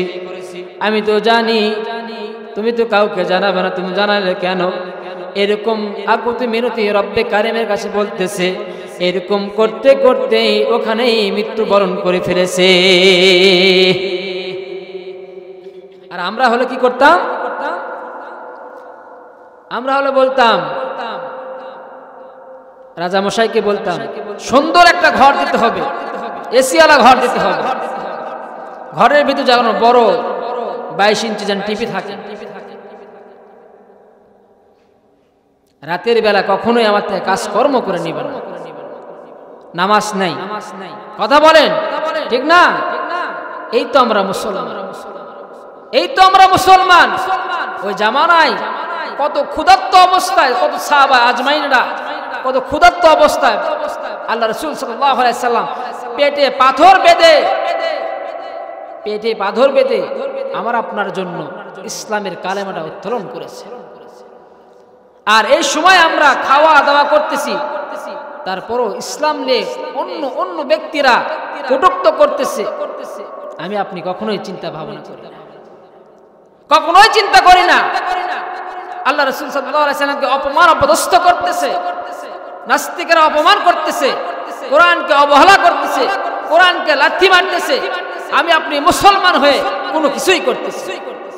এ কেমন মুসলমান, এ কেমন মুসলমান? আমরা হলো নামধারী মুসলমান। আমার দাদা মুসলমান ছিল, পর দাদা মুসলমান ছিল, তার দাদা মুসলমান ছিল, আমিও মুসলমান, এটাই আমরা মুসলমান। কিন্তু মুসলমান হলে মুসলমানের যেগুলো কাজকর্ম এগুলো আমরা করি না, এগুলো আমরা করি না। মুসলমান ভাইরা আমার, ওমর বিন খাত্তাব, যে ওমর আল্লাহ রাসূল সাল্লাল্লাহু আলাইহি সাল্লামের মাথা নেওয়ার জন্য একভাবে বলেছিলেন যে কেউ না পারলে ওমর পারবে। সে ওমরের ব্যাপারে আল্লাহ রাসূল সাল্লাল্লাহু আলাইহি সাল্লাম বলেন, লাউ কানা বাদান লাবিয়ান লাকানা ওমর। যদি আল্লাহ রাসূল বলতেছেন, যদি আমার পর কেউ যদি নবী হতো সে হতো ওমর। আল্লাহ তাআলা পছন্দ করার কারণে, আল্লাহ তাআলা গ্রহণ করার কারণে, আল্লাহ তাআলা হেদায়েত দেওয়ার কারণে, তার ভালো লাগার কারণে ওমরকে এতটাই ভালো লেগেছে আল্লাহকে, তার জন্য সূরা তাহার ভিতর 23টা আয়াত তার জন্য নাজিল করে দিয়েছে। সুবহানাল্লাহ। মুসলমান ভাইরা, গাছের লতা পাতা পশু পাখি আল্লাহ রাসূল সাল্লাল্লাহু আলাইহি সাল্লামকে চিনেছে, কিন্তু আমি আপনি মানুষ হয়ে, আকলমান জ্ঞানীমান হয়ে আল্লাহ রাসূলকে চিনলাম না। এ কেমন মুসলমান যে নবী আমার আপনার নাম ধরে ধরে সুপারিশ করবে, নাম ধরে ধরে ডেকে ডেকে আমাদেরকে জান্নাতের দিকে নিয়ে যাবেন, সেই রাসূলকে আমরা চিনলাম না। এত আমরা হতভাগা, এই তো আমরা মুসলমান। বর্তমান সিচুয়েশনে বাচ্চাদের, ছোট ছোট বাচ্চাদেরকে যদি বলা হয় যে আমাদের শেষ নবীর নামটা কি, পরিপূর্ণভাবে বলো, আমি জানি যতটুকু জানি বলতে পারবে, কথা বলে পরিপূর্ণ বলতে পারবে না। যদি বলা হয় আশারে মুবাশশির 10টা সাহাবার নাম বলো, কে কে জান্নাত পাওয়ার টিকিট পেয়েছে দুনিয়ার বুকে, পারবে না। ওই সন্তানকে যদি বলা হয় বর্তমান টপ হিরোকে, সে বলে দিবে, টপ চট করে বলে দিবে। ওই সন্তানকে যদি বলা হয় যে খেলোয়াড়কে, ওই সন্তান বলে দিবে। ওই সন্তানের দোষ নয়, ওই সন্তানের দোষ নয়, এটা হলো পিতামাতার দোষ। পিতামাতা ছোট থেকে যেভাবে লালন পালন করেছে, বড় করেছে, সন্তানটা ওই ধাঁচেই বড় হয়ে গেছে। যখন কাল কিয়ামতের ময়দানে, হাসরের ময়দানে সন্তান যখন 1 পা 2 পা করে জাহান্নামের দিকে যাবে, আর পিতা যখন জান্নাতের দিকে যাবে, সন্তান তার পিতাকে এমন ভাবে ধরবে, কোথায় যাইতেছ তুমি, কোন জায়গায় যাইতেছ তুমি, এদিকে আসো, তুমি কেন জান্নাতে যাবে, আমিও তোমার সাথে যাবো, কারণ তোমার তো জাহান্নামে যাওয়ার কথা। কয় না, তোমার জন্য আমি দিন জানি না, তোমার জন্য আমি ইসলাম চিনি নাই, তুমি আমাদের কোনোদিন বলো নাই যে এটা ইসলাম, এটা কালেমা পড়তে হবে, এটা রাসূলের নাম, এটা কোরআন, এটা মানতে হবে, নামাজ পড়তে হবে, রোজা করতে হবে, কোনোদিন আমাদের হুকুম করো নাই, কোনোদিন হুকুম করো নাই। এই জন্য চিন্তা ভাবনা করি, একটু চিন্তা করে দেখি, হুজুরকে তো কোনো মূল্য নাই, কখন মূল্য, কখন প্রাধান্য দেয়, যখন ইন্তেকাল করে, যখন দুনিয়া থেকে বিদায় নিয়ে চলে যায়, তখন আর হুজুরদেরকে স্মরণ করা হয়। মুসলমান ভাইরা আমার, এই জন্যই আল্লাহ রাব্বুল আলামিন আমাদেরকে হায়াত দিয়েছেন। প্রত্যেকটা হায়াত যে হায়াত দিয়েছেন, সময় দিয়েছেন, প্রত্যেকটা জিনিস আমাদের থেকে পাই টু পাই হিসাব নেবেন, পাই টু পাই হিসাব নেবে। একটা বড় বুজুর্গ ছিলেন, অনেক বুজুর্গ, বড় বড় আল্লাহকে ডাকাডাকি করতেছে, সব সময় আল্লাহকে ডাকে, সব সময় আল্লাহ তাআলার ইবাদত বন্দেগী করে। মৃত্যু বরণ করেছে, আল্লাহ তাআলা তার ইবাদত বন্দেগীতে খুশি হয়ে গেছে। তখন ফেরেশতাকে বলতেছেন, যাও ওই ছোট্ট একটা জান্নাত তাকে দিয়ে দাও। ব্যক্তি বলতেছে, আয় আল্লাহ, এত ইবাদত বন্দেগী করলাম, এত তোমাকে ডাকাডাকি করলাম, আর তার ডাকাডাকির কারণে ছোট্ট একটা জান্নাত। ফেরেশতা এরকম ভাবে 1 পা 2 পা করে নিয়ে চলে যায়। যাওয়ার পরে জাহান্নামের কিছু আগুনের গরম হাওয়াটা লেগেছে, এতটা পিপাসা হয়েছে এতটাই পিপাসা হয়েছে সে বলার বাহিরে। তখন ফেরেশতাকে বলতেছে, ভাই আমাকে এক গ্লাস পানি দাও, আমি পানি পান করি।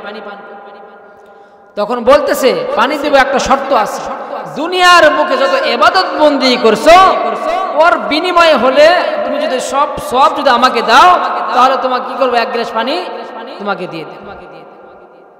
তখন বলতেছেন, তুমি সব তোমাকে দিয়ে দিলাম, তুমি আমাকে এক গ্লাস পানি দাও। পানি দেওয়ার পর আবার চাইতেছে, বলতেছে আবার তোমার নেক আমল দাও। তখন দেখে তার আমল নামা জিরো, তার আমল নামা জিরো, আর তো আমল নাই। সঙ্গে সঙ্গে তার জেন খুলে গেছে।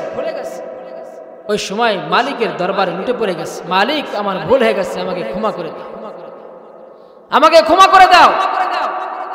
মুসলমান ভাইরা আমার, ওসিলা ছাড়া কোনো ব্যক্তি জান্নাত পাবে না, ওসিলা ছাড়া কোনো ব্যক্তি জান্নাত পাবে না।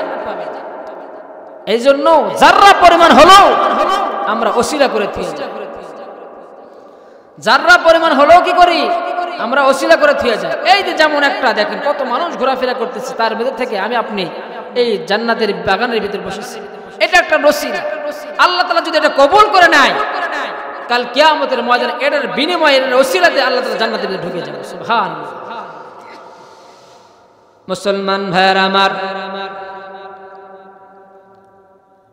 আল্লাহ রাব্বুল আলামিন ওই সমস্ত মানুষদেরকে ডেকে ডেকে বলতেছেন, বান্দা তোমরা যদি আমার জান্নাত নিতে চাও, তোমরা যদি আমার জান্নাত পেতে চাও,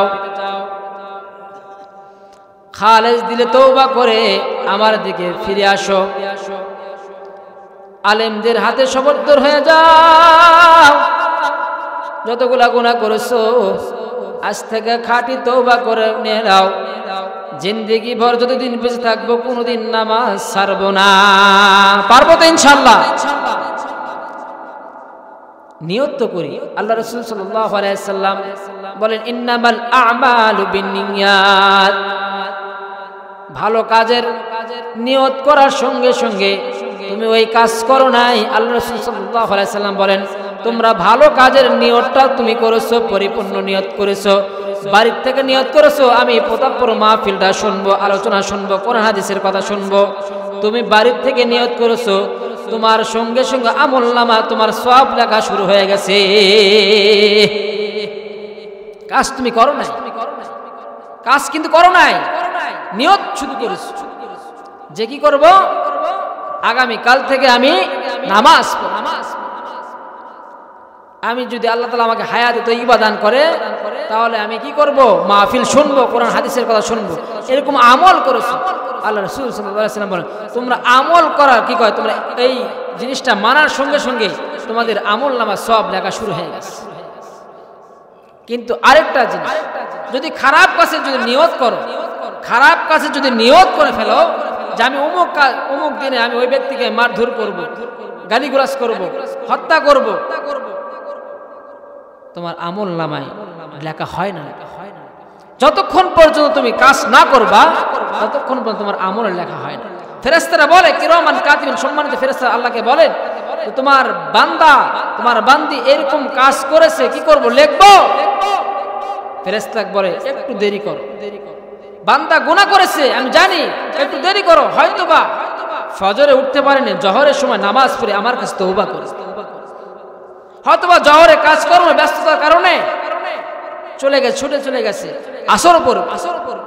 ফেরেশতারা দেখে যে আসরও পড়লো না, যে বলে যে আপনার বান্দা তো বান্দিরা তো আসরও তো পড়লো না, তখন হয়তো বলে মাগরিবের নামাজ,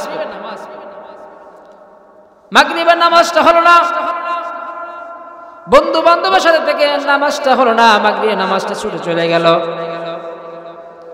ফেরেশতারা বলেন, মালিক আপনার বান্দা বান্দি তো মাগরিবের নামাজটা তো পড়লো না।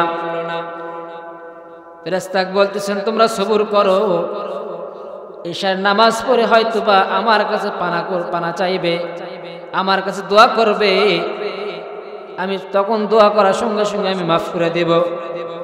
মুসলমান ভাইরা আমার, ঈশার নামাজটা আমার ছুটে চলে গেল, ঈশার নামাজটাও পড়তে পারলাম না। ঈশার নামাজটা এরকম বন্ধু বান্ধবের সাথে আড্ডা দিতে দিতে ঈশার নামাজটা ছুটে চলে গেল। তখন ফেরেশতারা বলেন, মালিক, আপনার বান্দা ফজর থেকে নিয়ে ঈশা পর্যন্ত কোন নামাজ পড়লো না, কি করব? তার আমল নামায় কি গুনাহটা লেখা হবে নাকি গুনাহটা লিখব না? হুকুম করেন। আল্লাহ রাব্বুল আলামিন বলতেছেন, ফেরেশতারা, না না, গুনাহ লিখিস না। আমার বান্দা বান্দি বোঝে না, হয়তোবা জুমার নামাজের সময় আমার কাছে প্রার্থনা করবে। জুমার নামাজটা ছুটে চলে যায়, জুমার নামাজও পড়ি না। তখন ফেরেশতাকে বলে, তুমি গুনাহটা লিখে রাখো, গুনাহটা লিখে রাখো। মুসলমান ভাইরা আমার, আল্লাহ রাব্বুল আলামিন তখন হুকুম দেয়, তখন গুনাহটা তুমি লিখে রাখো। ওই সময় গুনাহ লেখার সঙ্গে সঙ্গে যদি কোনো বান্দা বান্দি যদি তওবা করে, তখন ফেরেশতারা ডেকে ডেকে বলে, ফেরেশতাদেরকে ডেকে ডেকে বলে, মালিক বলে, দেখো দেখো, আমার বান্দা বান্দি বুঝতে পেরেছে, এই জন্য বোঝা পাওয়ার কারণে সঙ্গে সঙ্গে আমার কাছে তওবা করেছে। তওবা করার কারণে তার সমস্ত গুনাহ খাতাগুলো আমি মাফ করে দিলাম। মুসলমান ভাইরা আমার, এই জন্য আল্লাহ রাব্বুল আলামিন চায়, বান্দা তোমরা ওসিলা করে দিয়ে আসো, দুনিয়ার বুকে এমন একটা ওসিলা করে দিয়ে আসো, এমন একটা ওসিলা, তোমরা এমন একটা মাধ্যম করে দিয়ে আসো, মিসকিন অসহায় যারা আছে তাদেরকে তুমি সাহায্য করো। কেমনে ওসিলা করব, কেমনে ওসিলা করব? এটা আল্লাহ রাসূল সাল্লাল্লাহু আলাইহি সাল্লাম দেখে দিয়ে গেছেন, বলে দিয়ে গেছেন। আল্লাহ রাসূল সাল্লাল্লাহু আলাইহি সাল্লাম বলেন, তোমরা যে ইতিম আছে, অসহায় যারা আছে, গরিব মিসকিন আছে, তাদেরকে তুমি একটু সাহায্য করো। টাকা দিয়ে, পয়সা দিয়ে, যেটা দিয়ে পারো তুমি সাহায্য করো। মাদ্রাসা দিয়ে তুমি সাহায্য করো, মসজিদে সাহায্য করো, যারা এগুলো আছে, স্থান আছে, তোমরা সাহায্য করো। এগুলো সাহায্য করলে কাল কিয়ামতের ময়দানে এগুলো ওসিলাতে তোমাকে জান্নাতের ভিতরে দাখিল করা হবে। মুসলমান ভাইরা আমার, ওসিলা খুঁজতে হবে। আল্লাহ রাব্বুল আলামিন বলেন, যারা পরিমাণ গুনাহ করলো ওটা লেখা থাকবে, যারা পরিমাণ যদি তুমি নেক আমল করো এটাও তোমার লেখা থাকবে। এই জন্যই আমরা সব সময়ের জন্য ইবাদত বন্দেগীর মধ্যে থাকব।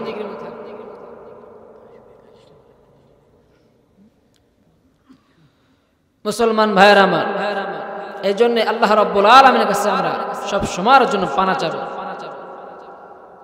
সব সময়ের জন্য পানা চাবো। আয় আল্লাহ, জিন্দেগি ভর গুনাহ করেছি, জিন্দেগি ভর গুনাহ করেছি, তুমি যদি মাফ না করো আমাদের যাওয়ার কোনো রাস্তা নাই। এরকম ভাবে যদি কাকুতি মিনতি করে যদি মালিকের কাছে চাওয়া হয়, আল্লাহ রাব্বুল আলামিন বলেন, বান্দা তোমরা যদি এরকম ভাবে আমার কাছে চাও, আমি তোমাদের জিন্দেগির গুনাহ খাতাগুলো মাফ করে দিয়ে ক্ষান্ত হব না। যতগুলা গুনাহ করেছো এই গুনাহটাকে সওয়াবের পাল্লা করে তোমার আমলনামায় ঢুকিয়ে দেব। মুহতারাম হাজির, এই জন্যই আমরা কি করব? বেশি বেশি ইবাদত বন্দেগী করব। আজ থেকে নিয়ত করতেছি, জিন্দেগি চলে যাবে, কোনোদিন নামাজ ছাড়বো না। পারবো তো ইনশাআল্লাহ? কারা কারা পারবেন না? হাত তুলে দেখান তো দেখি। এরা নামাজ পড়তে পারে, পারবেন না আপনারা? বিবেকে কাজ করছে না, কেন নাকি কয় জান। মুহতারাম হাজিরিন, এই জন্যই কি করতে হবে? নামাজ পড়তে হবে, মাধ্যম ধরতে হবে, আল্লাহকে ডাকাডাকি করতে হবে। একবার নামাজের স্বাদ মজা যদি কোনো ব্যক্তি পেয়ে থাকে, ওই ব্যক্তি আর কখনো নামাজ ছাড়বে না। আবু বকর সিদ্দিক রাদিয়াল্লাহু তাআলা উনি বলতেছেন যে আমি আজ থেকে নামাজ পড়বো না। আল্লাহর রাসূল বলতেছে, তোমার নামাজ পড়তে হবে না, তুমি শুয়ে থাকো। তাহাজ্জুদের সময় যখন সবাই উঠে আল্লাহর কাছে নোনাজারি করতেছে, কান্না করতেছে, এত মজা পেয়েছে, এত স্বাদ পেয়েছে, উনি আর ঘুমাতে পারে না, উনি আর ঘুমাতে পারে নাই। উঠে পিছনে দিকে কান্না করতেছে, আও মাও করে কান্না করতেছে। বড় আফসোস লাগে, যারা আশারে মুবাশশিরা দুনিয়ার বুকে যারা জান্নাতের টিকিট পেয়েছে, তারপরেও আল্লাহকে ডাকাডাকি করতেছে। ওমর জান্নাতের টিকিট পাওয়ার পরও বলতেছেন, ভাই দেখেন তো আমার নামটা জাহান্নামের দফতরে লেখা আছে না। এরকম চিন্তা, এরকম চিন্তা করে। আর আমি আপনি সারাটা দিন গুনাহ করতেছি, আমার আপনার নাম, আমরা বিশ্বাস, আমাদের ইয়াকিন আছে যে আমার আপনার নাম জাহান্নামের ভিতরে লেখা আছে, জাহান্নামের খাতার ভিতরে লেখা আছে। তারপরও কখনো হুঁশ হয় না, তারপরও কখনো হুঁশ হয় না, তারপরও আমরা গুনাহ করতেছি, গুনাহ করতেছি।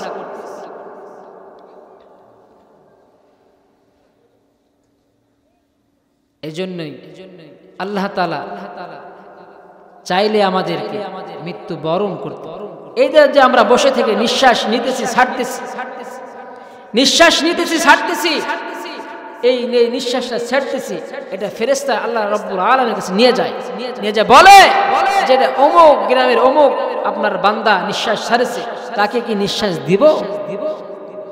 তাকে কি নিঃশ্বাস দিব? আল্লাহ রাব্বুল আলামিন বলেন তুমি তাকে নিঃশ্বাস দিয়ে দাও। আর যাকে হুকুম করে না সে মৃত্যু লাশ, সে লাশে পরিণত হয়ে যায়। মুহতারাম হাজিরিন, আল্লাহ রাব্বুল আলামিন আমাদের সবাইকে খাঁটি মুসলমান, পরিপূর্ণ মুসলমান, ঈমানওয়ালা, পরিপূর্ণ ঈমানদার হয়ে কবরে যাওয়ার তৌফিক দান করুন।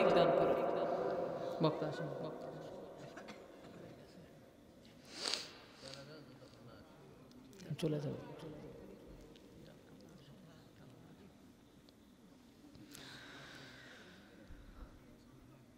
আল্লাহ রাব্বুল আলামিন অনেকগুলা কথা বললাম। আল্লাহ রাব্বুল আলামিন সর্বপ্রথম আগে আমাকে আমল করার তৌফিক দান করুন। আমার জন্য খাস করে দোয়া করবেন আপনারা, খাস করে আমার জন্য দোয়া করবেন। আল্লাহ রাব্বুল আলামিন যেন আমার জবান থেকে যেন আপনাদের যেগুলো খোরাক লাগবে এগুলো কথা যেন আমার জবান থেকে যেন বের করে দেয়। আর বেশি বেশি করে আলেমদেরকে শ্রদ্ধা করবেন, বেশি বেশি আলেমদেরকে মুহাব্বত করবেন। কাল কিয়ামতের ময়দানে এটাও একটা সদকা জারিয়া হয়ে যাবে। যখন একটা আলেম, একটা হাফেজ, একটা মাওলানা যখন জান্নাতের ভিতরে যাবে,